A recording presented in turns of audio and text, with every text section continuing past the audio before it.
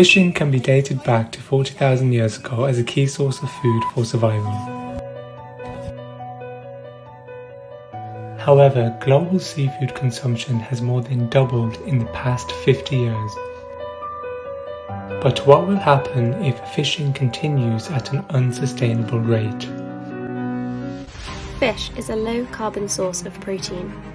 The depletion of fish stocks will result in more carbon emissions from more intensive methods of agriculture to feed the growing population. Overfishing results in the destruction of ecosystems. More than 55% of the world's reefs are threatened by overfishing.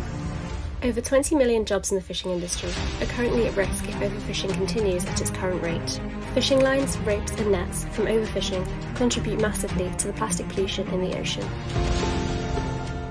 ReplenFish are a sustainable research company aiming to provide lab-produced alternatives for widespread fish consumption without contributing to the problem of overfishing.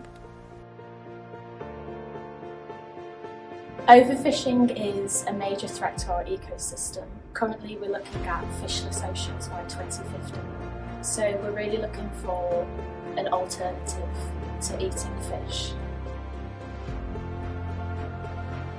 So we are selecting the highest quality fish and extracting the cells from those fish, which we're then culturing in lots of different proteins and fats and sugars to replicate the environment in which cells grow naturally in the fish. And then what we do is we use some scaffolding technology which will replicate the texture of the fish.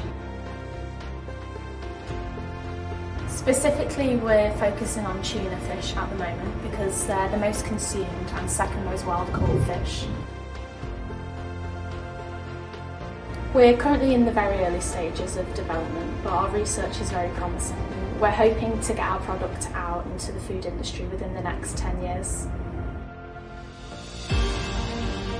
The production of lab-grown fish will enable fish stocks to replenish and promise a more sustainable future for the oceans. Employability will boost in this newly expanding industry, whilst allowing traditional fishing methods to continue at a more sustainable rate. This will in turn reduce the impact that overfishing has on plastic pollution in the ocean.